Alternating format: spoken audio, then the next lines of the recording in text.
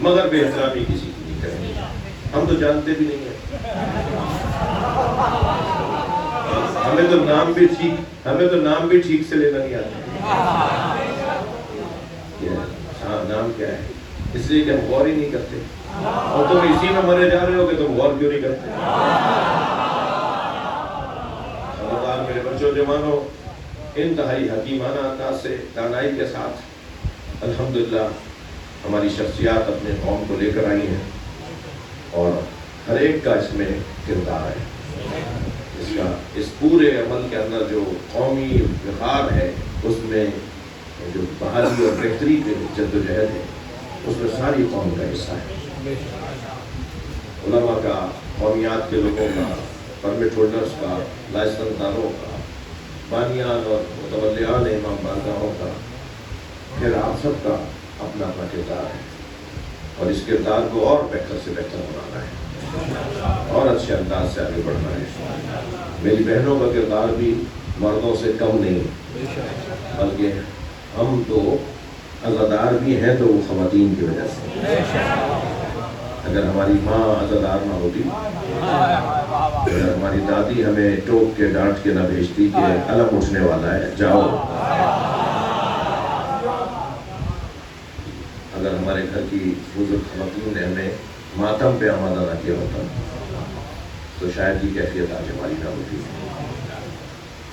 تو گھر سے بات ہوتی ہے نا، اور گھر خواتین کے ہاتھ میں. یہ شاید ہر کام میں اپنے بچے کو گھر میں بٹھا لیں کہ حالات خراب ہے نہ جاؤ، لیکن جیسے ہی مسئلہ علم کا آتا ہے، جیسے ہی مسئلہ امام بارگاہ کا آتا ہے، جلوس کا آتا ہے، تو یہ کہتی ہیں گھر میں کیوں بیٹھے ہو، جاؤ تم گھر میں بیٹھے ہو، جاؤ سنا امام بارگاہ میں کوئی مسئلہ ہو گیا ہے، بلا جلوس میں کوئی مسئلہ ہو گیا ہے. کتنا بڑا جذبہ ہے یہ بی بی لیلا کی کنیزوں کا. اپنے بچوں کو علی اکبر کی ماں کو راضی کرنے کے لیے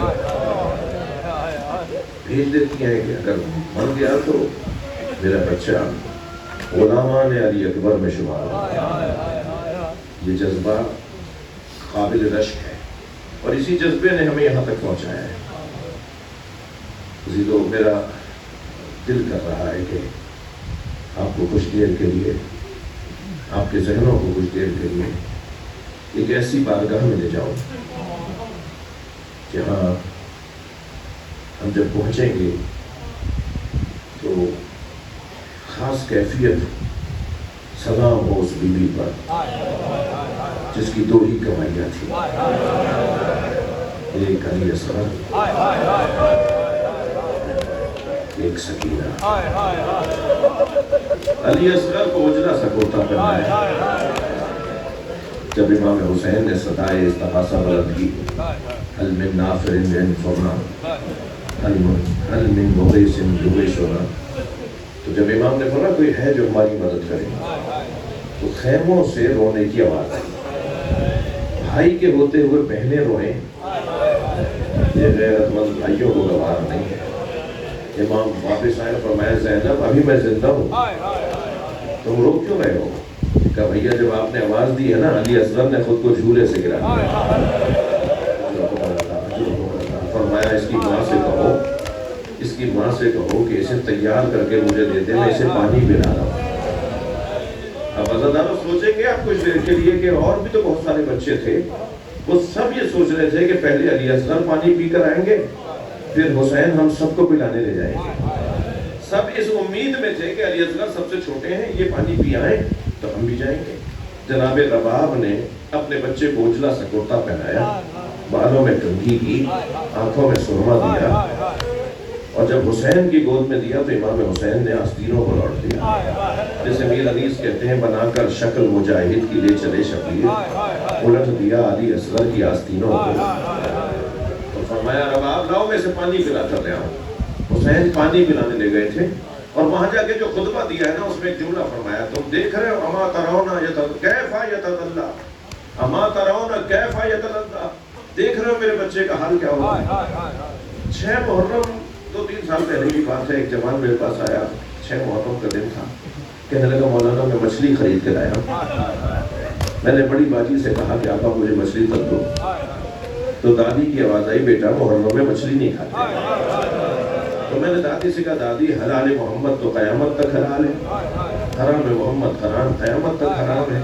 مچھلی تو حلال ہے محرم ہو یا ربیع الاول ہو. تو دادی کہنے لگی ہاں تم آج جدید زمانے کے لوگ ہو نا, ہماری بات نہیں مانو گے, جاؤ جا کے مولانا سے پوچھاؤ. تو مولانا میں آپ سے پوچھنے آیا ہوں مچھلی کھا لوں. جب وہ یہ مسئلہ پوچھ رہا تھا نا میری آنکھوں میں آنسو آ رہے. تو میں نے اسے کہا میں اتنا بڑا عالم نہیں ہوں, مجھے اس کا جواب نہیں آتا, تم دادی کی بات مان لو. کہنے لگا میں سمجھا نہیں. میں نے کہا تم دادی کی بات مان لو. امام حسین نے علی اصغر کے تڑپنے کو مچھلی کے تڑپنے سے تعبیر کیا. اما ترونا کیف یتلذذ, دیکھ نہیں رہے میرا بچہ مچھلی کی طرح منہ کھولتا ہے. اجرکم اللہ. جن کے مذہب میں رونا جائز ہے وہ تکلف کر کے نہ روئیں.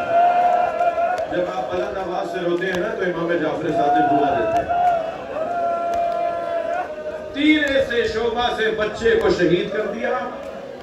امام حسین کی ایک چلو میں سارے بدن کا خون آ گیا. اللہ اکبر, سب جملہ کہہ دیا میں نے.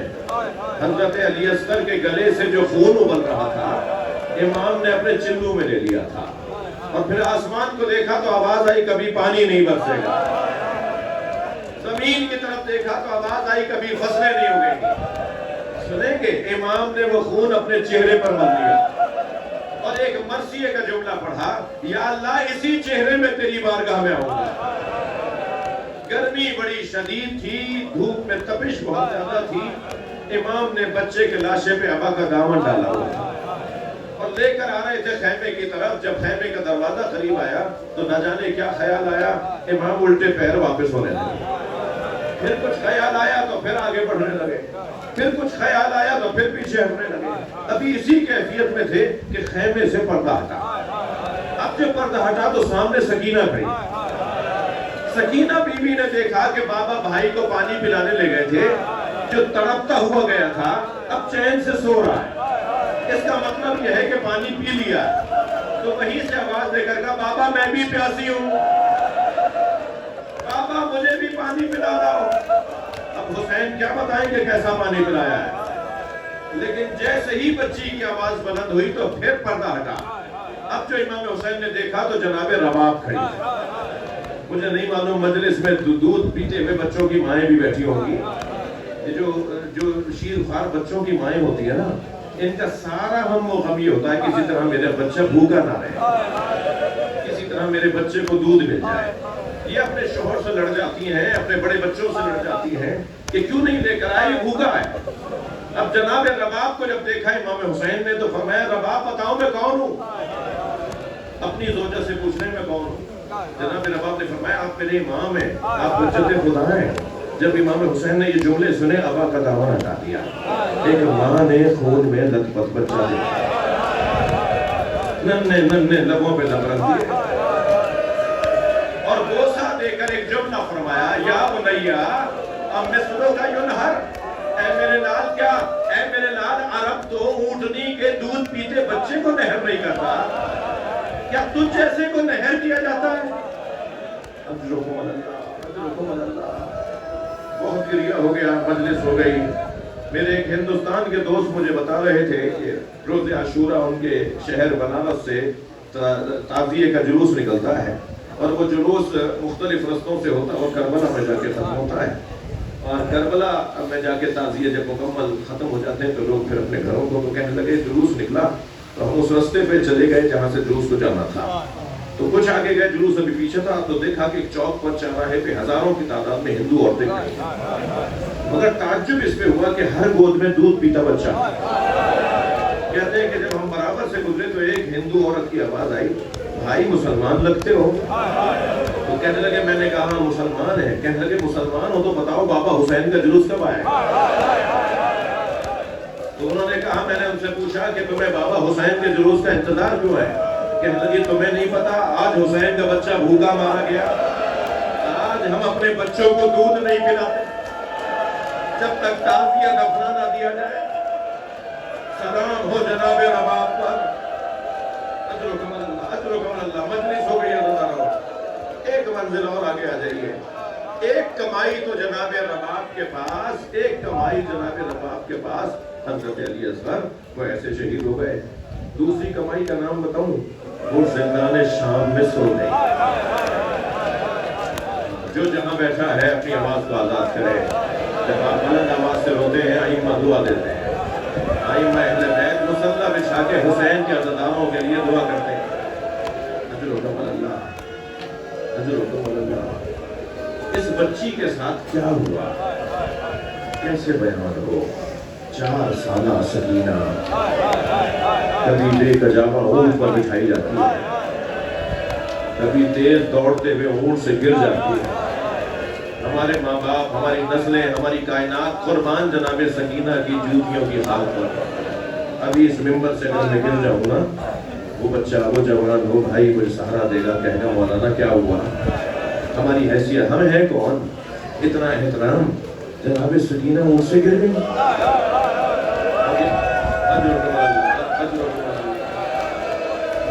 اور یہ تو ہم ذاکرین پڑھتے ہیں کہ جناب سکینہ اونٹ سے گر گئی. حقیقت آپ کو بتاؤں، بی بی اونٹ سے گری نہیں تھی، گرائی گئی. جب بابا کا سر دیکھتی تھی نا تو بی بی فریاد کرتی تھی، بابا مجھے تعزیہ نہ مارتے، بابا بھیا سید سجاد کو تعزیہ نہ مارتے. تو بی بی کی فریادوں پہ پورا قافلہ روتا تھا. تو ایک ظالم نے دوسرے ظالم سے کہا کہ کیا کریں، یہ بچی رونا بند کر دے. تو ابن رجب نامی ظالم آگے بڑھا اور کہنے لگا اس کا اونٹ آخر میں لے آؤ، میں اسے اونٹ سے گرا دوں گا، تم قافلہ آگے بڑھا دینا.